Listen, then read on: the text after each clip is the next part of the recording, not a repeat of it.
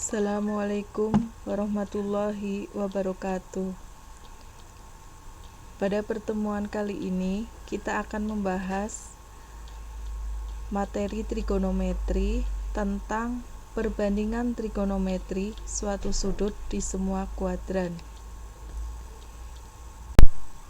Setelah kalian mempelajari materi, diharapkan kalian dapat menemukan rumus perbandingan trigonometri sudut-sudut berelasi atau sudut di semua kuadran, kemudian menentukan nilai perbandingan trigonometri sudut-sudut berelasi atau sudut di semua kuadran, kemudian dapat menyajikan masalah nilai sudut berelasi di berbagai kuadran, dan dapat menyelesaikan masalah nilai sudut berelasi di berbagai kuadran.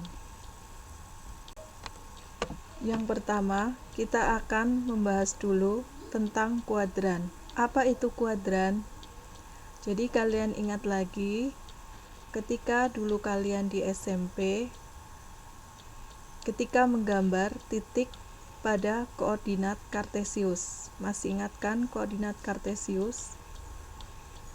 Nah, jika koordinat kartesius itu dibagi menjadi 4 bidang yang sama besar, seperti pada gambar, maka setiap daerahnya itu disebut sebagai kuadran.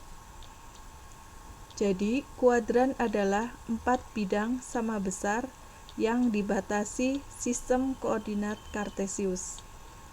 Pada kuadran pertama, itu terletak di sebelah kanan atas. Kemudian, berlawanan dengan arah jarum jam, itu disebut kuadran 2. Kemudian berlawanan arah jarum jam lagi disebut kuadran 3, dan yang terakhir adalah kuadran 4.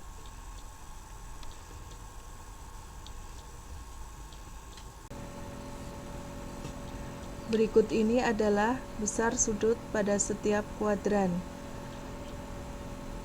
Pada kuadran 1, besar sudutnya antara 0 sampai 90 derajat, atau jika dinyatakan dalam radian antara 0 sampai pi/2. Kemudian pada kuadran 2, besar sudutnya antara 90 sampai 180 derajat, atau jika dinyatakan dalam radian antara pi/2 sampai pi radian. Kemudian pada kuadran 3, besar sudutnya antara 180 sampai 270 derajat. Dalam radian itu antara pi sampai 3/2 pi radian, atau bisa dituliskan 3 pi/2 radian, sama saja. Dan yang terakhir pada kuadran 4, besar sudutnya antara 270 derajat sampai 360 derajat. Dalam radian antara 3/2 pi sampai 2 pi radian. Perlu kalian ketahui, untuk notasi atau simbol dari sudut bisa berupa alfa, beta, gamma, atau theta. Itu yang sering dipakai. Jadi jangan bingung dengan simbol atau notasi sudut. Kita lanjutkan dengan membahas nilai perbandingan trigonometri di setiap kuadran. Nilai sin, cos atau tangen. Jadi yang kita bahas di sini adalah sinus, cosinus, dan tangen saja ya. Kemudian untuk kotangen, kemudian kosekan dan sekan itu nanti menyesuaikan, karena hanya nilainya itu kebalikan dari sin, cos atau tangen. Nah, untuk nilai perbandingan trigonometri tersebut itu bisa bernilai positif atau negatif.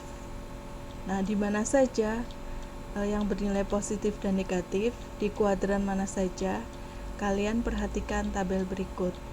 Jadi